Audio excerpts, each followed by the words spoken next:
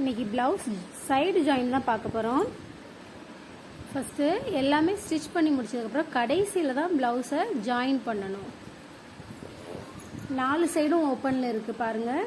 இப்போ என்ன செய்யணும்னா, மேலே உள்ள ஷோல்டர் பாருங்கள் சமமாக கரெக்டாக எடுத்து வச்சுட்டு, ஸ்லீவையும் கரெக்டாக எடுத்து வச்சுட்டு, ஓரமாக எட்ஜில் ஒரு தையல் போடணும். மேலேருந்து ஓரமாக ஒரு 1/4 இன்ச்சு விட்டு கரெக்டாக அந்த ஸ்லீவ்லலாம் பாருங்கள் கரெக்டாக மேலே தூக்கி விட்டுட்டு எட்ஜில் கரெக்டாக ஒரு தையல் போடுங்க.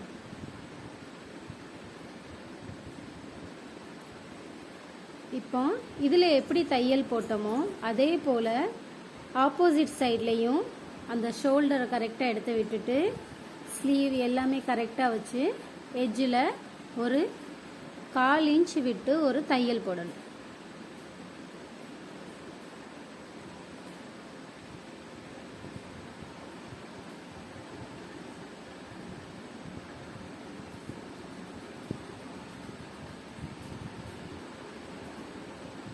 கரெக்டாக எடுத்து விட்டு தையல் போடுங்க. ஓரத்தில் தான் தையல் போடணும். இப்போ நம்ம 2 ஓரமும் தையல் போட்டாச்சு. எக்ஸ்ட்ராவாக பாருங்கள், ஸ்லீவில் கொஞ்சம் எக்ஸ்ட்ராவாக இருக்கிற துணியை மட்டுமே நம்ம சைடில் கட் பண்ணி விட்டுறணும். கட் பண்ணதுக்கப்புறம் ப்ளவுஸ் பாருங்கள், ஹிப் சைடில் வந்து அளவு ப்ளவுஸ் எடுத்துக்கோங்க. அளவு ப்ளவுஸில் வந்து ஓரமாக ஐப்பட்டியை விட்டுட்டு ஃபுல்லாக மொத்தமாக எவ்வளோ இருக்குது மொத்த மெஷர்மெண்ட் மட்டும் பாருங்கள். இதில் மொத்தமாக 28 இருக்குது எனக்கு. இதை நம்ம என்ன செய்யணும்னா, நம்ம இப்போ ஜாயின் பண்ணி வச்சுருக்க ப்ளவுஸ் எடுத்து அதே போல் ஐப்பட்டியை மட்டும் விட்டுட்டு அங்கேருந்து அளவெடுங்க. அந்த 28 எங்கே வருதுன்னு பார்க்கணும். இப்போ எனக்கு 28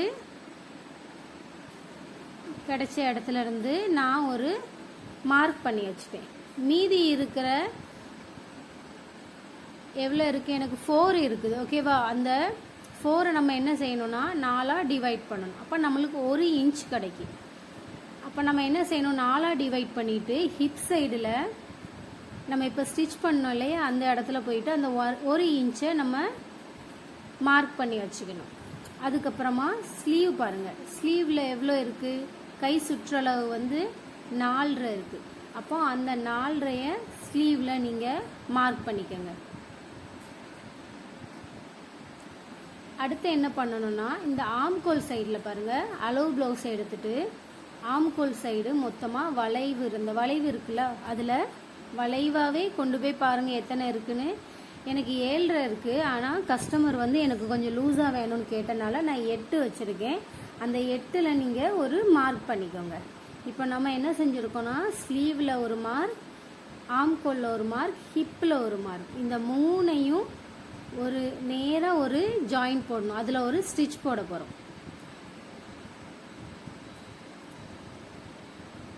ஸ்லீவில் இருந்து அப்படி லைட்டாக க்ராஸாக எடுத்துகிட்டு போங்க. க்ராஸாக எடுத்துகிட்டு போயிட்டு நேராக நம்ம மார்க் பண்ண இடத்த ஃபுல்லாமே நம்ம ஜாயின் பண்ண போகிறோம். இப்போ இதில் ஜாயின் பண்ணி முடிச்சதுக்கப்புறம் அடுத்து நம்ம என்ன செய்யணும்னா, ஆப்போசிட் சைட்லேயும் அதே போல் மார்க் பண்ணணும்.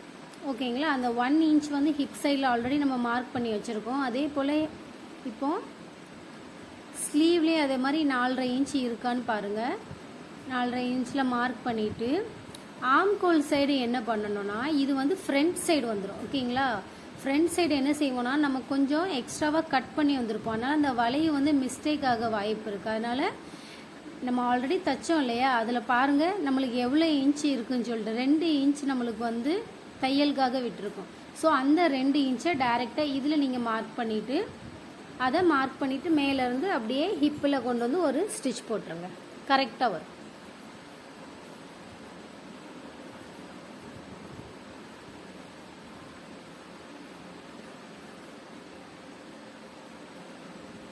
ஸ்டிச் போட்டு முடிச்சதுக்கப்புறமா எக்ஸ்ட்ரா தையல் நீங்கள் போட்டுக்கோங்க. நான் இப்போ இதில் போடலை. ஒரு 4 தையலாவது எக்ஸ்ட்ரா போட்டாகணும் கண்டிப்பாக.